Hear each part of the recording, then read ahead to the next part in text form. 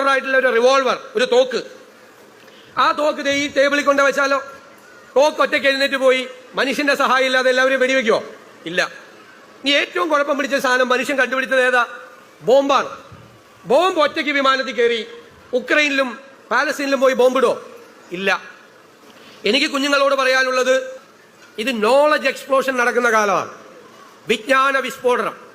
Artificial ഇന്റലിജൻസിന്റെ experts പറയുന്നത് ഇതുവരെ മനുഷ്യൻ കണ്ടുപിടിച്ച കണ്ടുപിടുത്തങ്ങളെല്ലാം മനുഷ്യന്റെ നിയന്ത്രണത്തിലാണ്. 2020 ഈ ദശകം കഴിഞ്ഞാൽ മനുഷ്യന്റെ ബുദ്ധിശക്തിയേക്കാൾ അപ്പുറത്തേക്ക് സൂപ്പർ ഇന്റലിജന്റ് ആയി മനുഷ്യവംശത്തിന്റെ ചരിത്രത്തിൽ ആദ്യമായി മനുഷ്യൻ കണ്ടുപിടിച്ചൊരു കണ്ടുപിടുത്തം നമ്മളെക്കാൾ ബുദ്ധിയുള്ളതാവാൻ പോവാ. സയന്റിഫിക് ടെമ്പറിനെ കുറിച്ച് പറഞ്ഞത് ശാസ്ത്രബോധത്തെക്കുറിച്ച്. നമ്മൾ കേരളത്തിൽ കൂടുതൽ ശാസ്ത്രബോധമുണ്ടാക്കാൻ ജവഹർലാൽ നെഹ്റുവിന്റെ നാമധേയത്തിൽ സയന്റിഫിക് സെന്റേഴ്സുകൾ, സയന്റിഫിക് ടെമ്പറിനുള്ള സെന്റേഴ്സ് ഓഫ് സയന്റിഫിക് ടെമ്പേഴ്സ് ആരംഭിക്കുക. വലിയ മാറ്റം നമുക്ക് പൊതുവിദ്യാഭ്യാസ രംഗത്തും ഉന്നത വിദ്യാഭ്യാസ രംഗത്തും ഉണ്ടാകണം.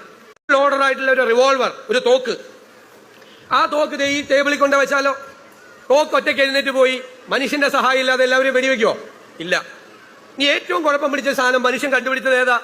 ബോംബാണ്. ബോംബ് ഒറ്റയ്ക്ക് വിമാനത്തിൽ കയറി ഉക്രൈനിലും പാലസ്തീനിലും പോയി ബോംബിടോ? ഇല്ല. എനിക്ക് കുഞ്ഞുങ്ങളോട് പറയാനുള്ളത്, ഇത് നോളജ് എക്സ്പ്ലോഷൻ നടക്കുന്ന കാലമാണ്. വിജ്ഞാന വിസ്ഫോടനം.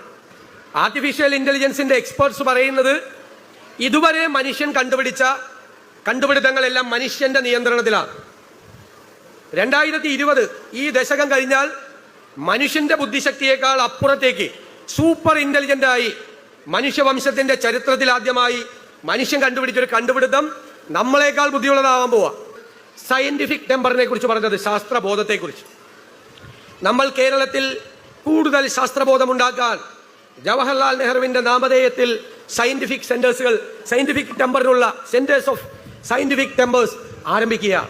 വലിയ മാറ്റം നമുക്ക് പൊതുവിദ്യാഭ്യാസ രംഗത്തും ഉന്നത വിദ്യാഭ്യാസ രംഗത്തും ഉണ്ടാകണം.